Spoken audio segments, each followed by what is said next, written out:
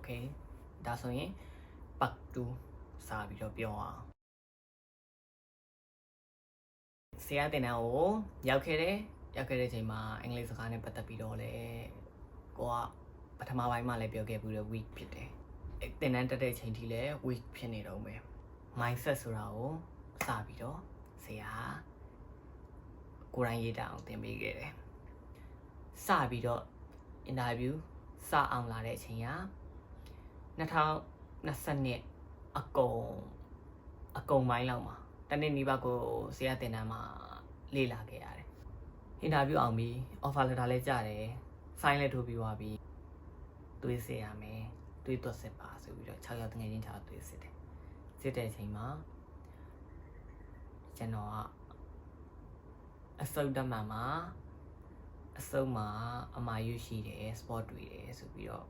ကျွန်တော်ရှိကိုစစ်တဲ့နေရာကမိုးတီ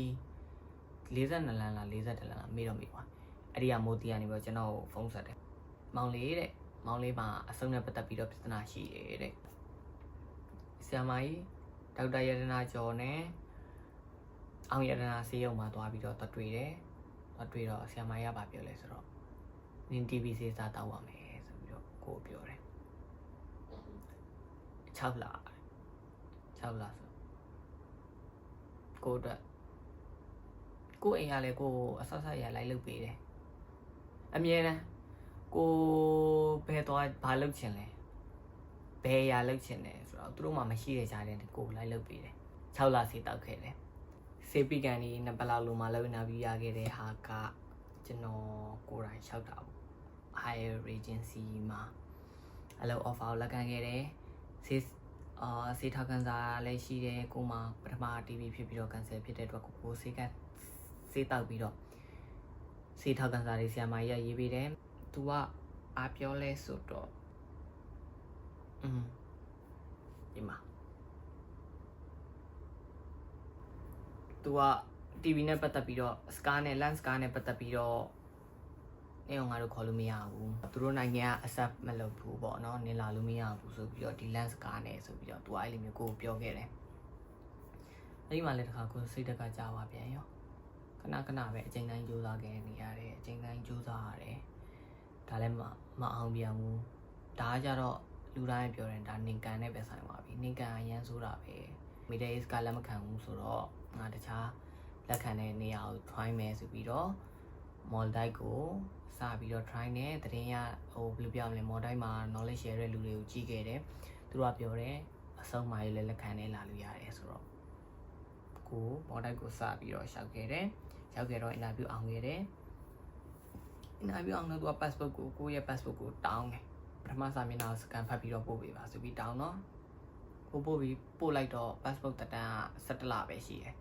17လပဲရှိတော့တော့ဗာပြောလဲဆိုတော့နေရတဲ့ passport တက်တန်း17လပဲရှိတယ်တဲ့ငါတို့နေကို visa လျှောက်ဖို့ပေါ့လျှောက်လို့မရဘူးတဲ့အနည်းဆုံးတစ်နှစ်ကျော်2နှစ်ရှိမှလျှောက်လို့ရမယ်ဆိုတော့နေတက်တန်းတိုးပေးပါတဲ့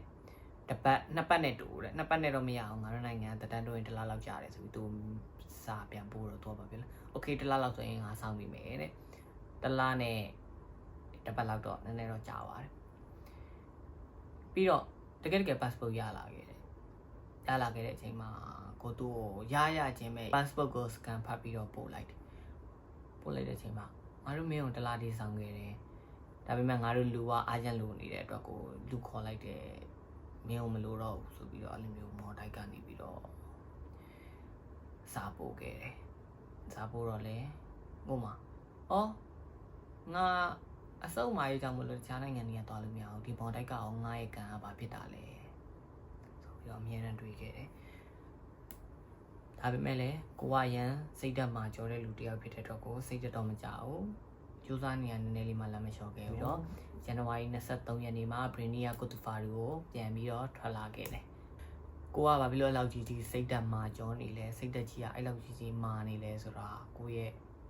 ဒီဗီဒီယိုကြည့်တဲ့လူတွေဆိုရင်တော့နားလည်မယ်ထင်ပါတယ်အဲ့အတွက်တချို့တွေကိုလည်းပြောချင်တာကကြတော့စိတ်ဓာတ်ကိုနေရာတိုင်းမှာအရင်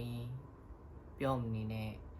တခုခုအခက်အခဲရှိတယ်ဆိုရင်ကျွန်တော်လည်းလာပြောလို့ရတယ်လာမေးလို့ရတယ်ဘယ်လိုရအောင်ဘယ်လိုလုပ်ရမလဲဆိုတော့ကျွန်တော်လည်းပြပြပေးလို့ရတယ်